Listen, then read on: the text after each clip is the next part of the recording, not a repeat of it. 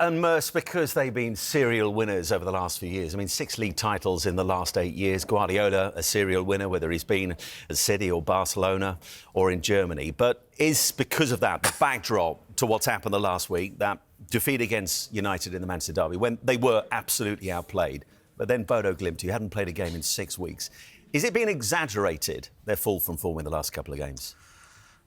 Not because of the standards they've set. Not because of the standards they set over the years. They've had injuries. Do you know what I mean? I know I hear managers sometimes go, "Oh, we've had injuries," and they start reeling off the players, and you sit there and you go, "Right, he don't usually play, and he don't usually play, and he don't usually play." They've had big players out. Well, big players 8 out. Missing on Tuesday for a start. Sorry? 8 missing on Tuesday. And they're big players. And then you start with the goalie, and the goalie's good, the lad who's come in. But he's different to Ederson. He started everything off, you know, they'd be comfortable passing it out. And they used to just drag teams towards them and then they counter, you know, and then they go through the lines. All that's gone now. You know, most of the time they're trying to whip it up to Haaland. He's playing 2v1, even though he's a big lad. It's still difficult. And, yeah, it's worrying times for him because of the standards they set, but it's just taking his toll. Someone like Silva, who's probably played... I dread to think how many games he's played over the last 4 or 5 years, and it's caught up with him. And I think Boyd unusually come up with something quite interesting today, where he said about the wingers, which was quite good. Where he said the connection with the wingers, they swap their wingers. There's not that, you know, when Doku gets the ball. I'm not saying it's because of Doku they're not winning games, but he'll get the ball and he'll run, and you don't know what he's going to do. Before with Man City, you knew what they were going to do. Jack Grealish would get the ball, he'd dribble, come out, and they go bang, bang, and they move it. And they move teams very, very quickly. And even though they're not going anywhere, it still grinds down the defenders of other teams, their thinking, you know, and they keep it. And then someone falls asleep and they're in and they score. And that's not the case anymore. There's a lot to be done, but... it must be hard for Pep Guardiola because you just reeled off Barcelona, Bayern Munich, Man City over the last God knows how long.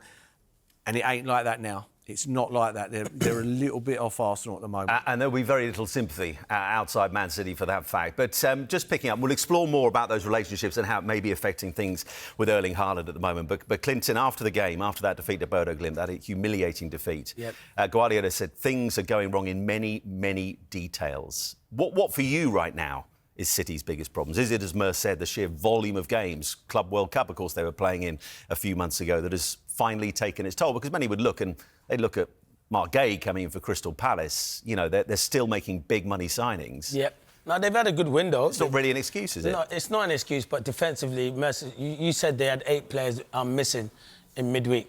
Well, most of them are defenders because they're struggling. No Guardiola, no Ruben Diaz. Núñez is out at the moment, and it's been a big struggle. They had to sign Mark Gay. They probably, no disrespect, they probably didn't want to sign Mark Gay as now. They would have probably waited to the summer and tried to get him on a free transfer. It was a needs must. Yeah, of course it was a needs must. They were conceding a lot of goals. They had the young boy, Elaine, who's come back. They brought back on loan from Watford. Kusanov, who's not probably settled in at Man City. So it's been a struggle for them at the moment, and that is why you make Arsenal favourites to win the Premier League, because we know City can score goals.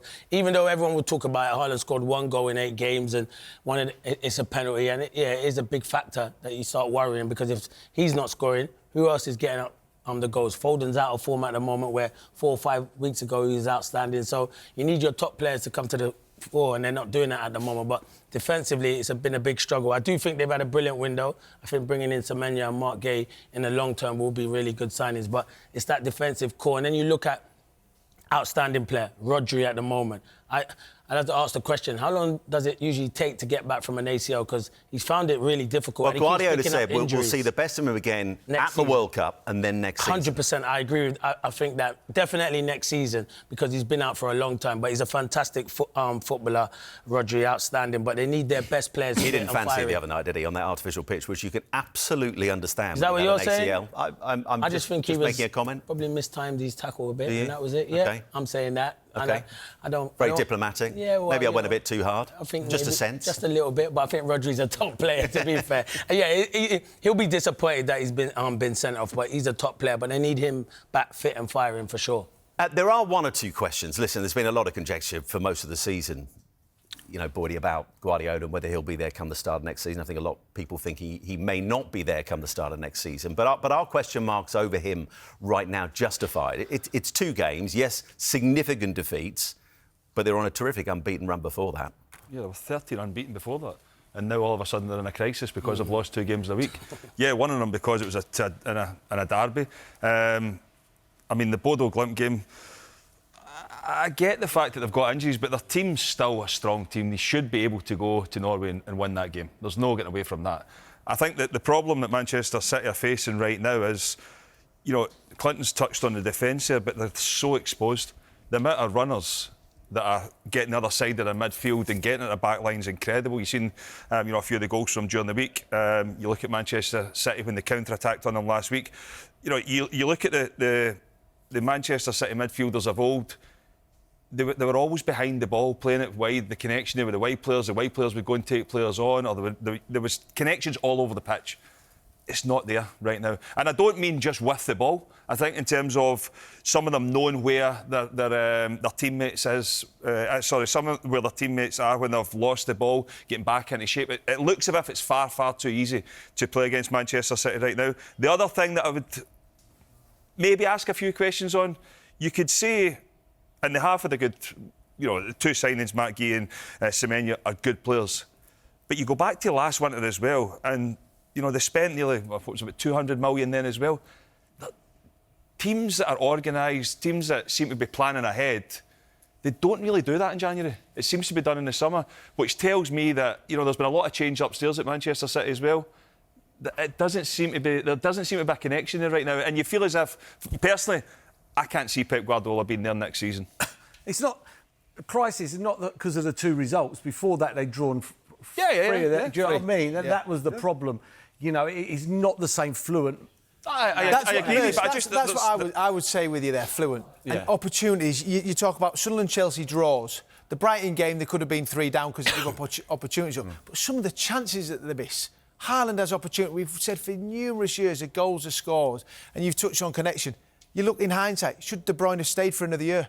You've talked about characters and knowing the football club and the history and the run that they've been on. They lose Ederson.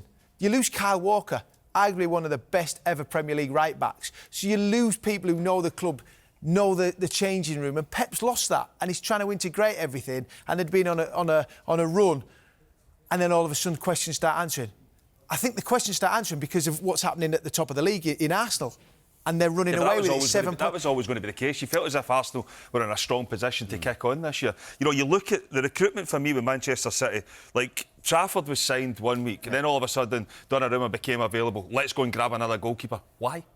Because he's one of the best. I get what you're saying, but he is one of the best. No, so you're not trying to tell me that somebody connected with Donnarumma hadn't been in touch with Manchester City to say, by the way, or other clubs, he could be potentially coming up here. Yeah, they could have. We know how football works. Yeah, well, they must have done the Trafford one because it was a buyback. So it's like, what was that, buying him back to then sell him or whatever? We don't know. In hindsight, you look at the money that's been spent, and especially in January time, for me, 200 million odd last year.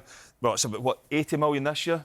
It's a lot of money in January for a team that you feel as if, and a Pep Guardiola team that is always organised. And also, we'll come on to talk about this, but Merce, when you look at, there's that 7-point gap between them as clubs at the moment. But when you look at the recruitment that Arsenal have done, the squad depth that we'll talk about again a little bit later, and the kind of business that City are doing, there's quite a gap between the 2 as well, isn't there? Yeah, like Boyd is saying, they're buying this in January and they're quick fixes. Like, he's a good player, I'm going to buy him. He's a good player. Whereas Arsenal is planning, isn't it? What Arsenal have done is it's mind-blowing.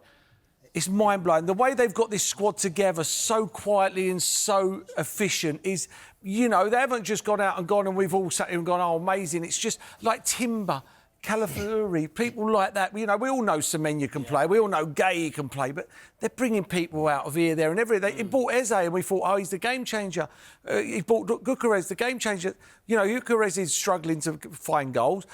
Eze doesn't play. Do you know what I mean? And no one ever says a word because all the other players around them. I don't see Man City, and because of their injuries at the moment, they haven't been able to. They've got to play their team all the time. They've got to play players constantly. Arsenal are resting players, and they're playing him here, and Rice don't play in there, and Odegaard comes off against Forest. And their squad is just it's just but is that been because built. Pep Guardiola doesn't trust some of the signings because he's been in control of them all for a number of years now? I don't think all those signings at Manchester City Really? now are down to him. I don't. I just don't. I'd be surprised on that. I just feel as if with the I'd be change at the surprised. top, with Hugo Viana coming in and the club might be looking somewhere else, a lot of staff left. Maybe Pep Guardiola thought that he didn't want to leave Manchester City in the lurch. I don't know. There's something not right in Manchester City. Recruitment side. Let's not. They were 13 unbeaten before. It's been a bad week. Obviously, it intensifies and multiplies because you've lost to your rivals in Manchester United and then losing a Champions League game. But they're still in a good position in the Champions League. It's not a full-blown crisis for Manchester City right now. And Clinton, picking up on that phrase, there's something not quite right. You can certainly say that about Erling Haaland. You've already mentioned it. 1 goal in his last 8, and that came from the penalty spot. I think Pep Guardiola this week has talked about him being exhausted. But how much also is this run? And listen, we should say he has an unbelievable record against Wolverhampton Wanderers. 10 Premier League goals in his last 6 appearances against them. So you could well click back into form today. But how much of it is down to that point that Merce said right at the start, that those relationships that have been such a key feature of City in years gone by? Boydie said it before we came on. I'll invoice you later. He did say it, but it is. That's very generous, isn't it? No, I give Sorry it. for not I giving you the credit, Boydie. He's got to get something. Get enough. But you do need an understanding. And Dorse just alluded to it. They miss Kevin De Bruyne. He's the one who had a great understanding with Haaland. He was creating a lot of chances. But he's still got to remember, he still scored 20 goals this season. He's been outstanding. And he said he's exhausted. I can guarantee you if Haaland's scoring goals, he's not exhausted. And I've said that many a time. Centre forward, you don't get exhausted. When you're scoring goals,